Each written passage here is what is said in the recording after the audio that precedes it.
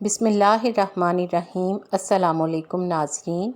ہم میں سے بہت سے لوگ محرم الحرام کے روزوں کے بارے میں نہیں جانتے۔ محرم الحرام کے روزوں کی کیا فضیلت ہے؟ محرم الحرام میں کتنے روزے رکھنے چاہیے؟ کیا صرف عاشوراء یعنی 10 محرم کا روزہ رکھنا چاہیے؟ آج ہم اس بارے میں تفصیل سے جانیں گے۔ محرم الحرام کے حوالے سے جو خاص عبادت ہے وہ روزہ ہے۔ اس مہینے کے روزوں کی بڑی فضیلت ہے۔ حضرت ابو ہریرہ رضی اللہ تعالیٰ عنہ سے روایت ہے کہ رسول اللہ صلی اللہ علیہ وآلہ وسلم نے فرمایا، رمضان کے بعد افضل روزے شہر اللہ یعنی محرم الحرام کے ہیں، اور فرض نماز کے بعد افضل نماز رات کی نماز یعنی تہجد کی نماز ہے۔ یعنی جس طرح فرض نمازوں کے بعد افضل نماز تہجد کی نماز ہے، اسی طرح رمضان کے بعد افضل ترین روزے محرم الحرام کے ہیں۔ حضرت ابو ہریرہ رضی اللہ تعالیٰ عنہ سے روایت ہے کہ ایک آدمی نے حضور صلی اللہ علیہ وآلہ وسلم کی خدمت میں حاضر ہو کر کہا، ماہ رمضان کے بعد کون سے روزے افضل ہیں؟ تو آپ صلی اللہ علیہ وآلہ وسلم نے فرمایا، اللہ کے اس مہینے کے روزے جسے تم لوگ محرم کہتے ہو۔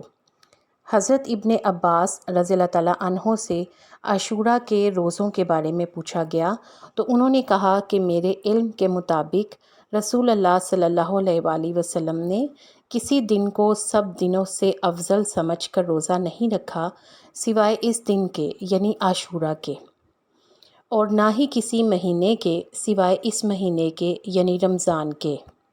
رمضان کے روزے سب سے افضل ہیں، اس کے بعد ثواب کے اعتبار سے اس دن کا روزہ ہے یعنی عاشوراء کا روزہ۔ ابن عباس کہتے ہیں کہ رسول اللہ صلی اللہ علیہ وآلہ وسلم نے رمضان کے بعد کسی دن کی اور دنوں پر فضیلت کا انتظار نہیں فرمایا سوائے عاشوراء کے دن کے۔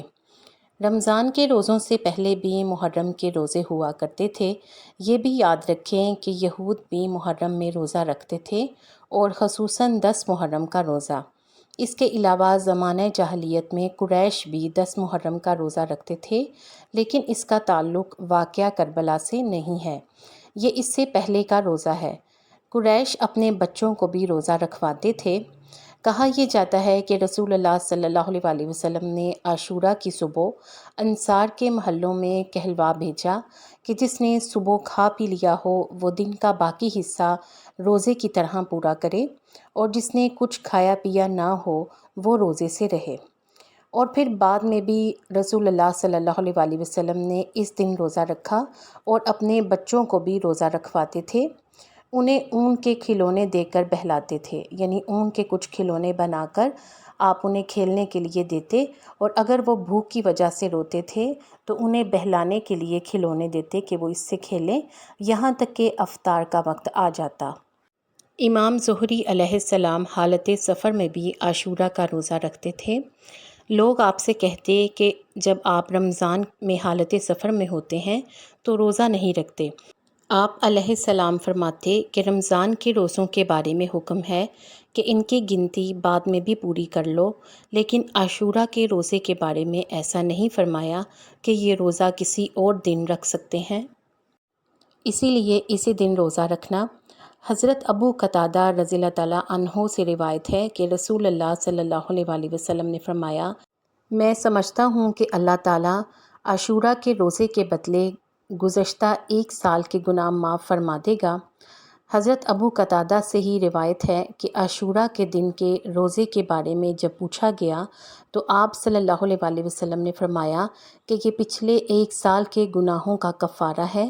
حضرت عبداللہ ابن عباس رضی اللہ تعالیٰ عنہ سے روایت ہے کہ نبی صلی اللہ علیہ وآلہ وسلم مدینہ تشریف لائے تو یہود کو یوم عاشوراء کا روزہ رکھتے دیکھا، تو آپ صلی اللہ علیہ وآلہ وسلم نے پوچھا کہ تم اس دن روزہ کیوں رکھتے ہو؟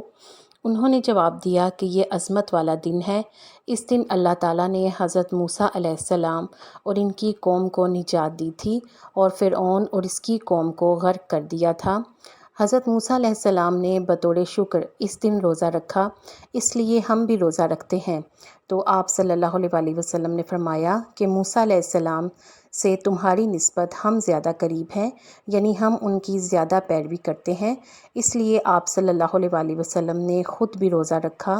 اور صحابہ کرام علیہم السلام کو بھی روزہ رکھنے کی تلقین کی، لیکن یہود کی مشابہت سے بچنے کے لیے آپ صلی اللہ علیہ وسلم نے 10 محرم کے ساتھ 9 محرم کے روزے کو بھی ملانے کی خواہش کی۔ حضرت عبداللہ بن عباس رضی اللہ تعالیٰ عنہ سے روایت ہے کہ رسول اللہ صلی اللہ علیہ وسلم نے عاشورہ کا روزہ رکھا اور لوگوں کو بھی اس کا روزہ رکھنے کی تلقین کی، تو لوگوں نے کہا رسول اللہ صلی اللہ علیہ وسلم، یہ وہ دن ہے جس کی یہود و نصارہ عزت کرتے ہیں۔ تو آپ صلی اللہ علیہ وسلم نے فرمایا، جب اگلا سال آئے گا اگر اللہ نے چاہا تو ہم 9 محرم کا بھی روزہ رکھیں گے، لیکن اگلا سال آنے سے پہلے ہی آپ صلی اللہ علیہ وسلم کی وفات ہو گئی۔ اس سے یہ پتہ چلتا ہے کہ 10 محرم کے ساتھ 9 محرم کا بھی روزہ رکھیں۔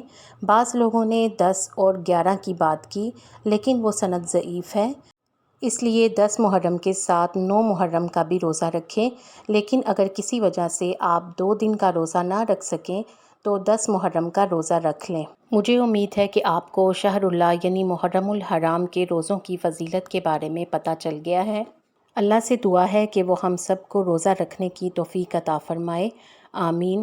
ویڈیو کو لائک کر کے شیئر کر دیں اور چینل کو سبسکرائب کر کے بیل آئیکن پریس کر دیں تاکہ آپ کو اس طرح کی ویڈیوز ٹائم پر ملیں۔ جزاک اللہ خیر۔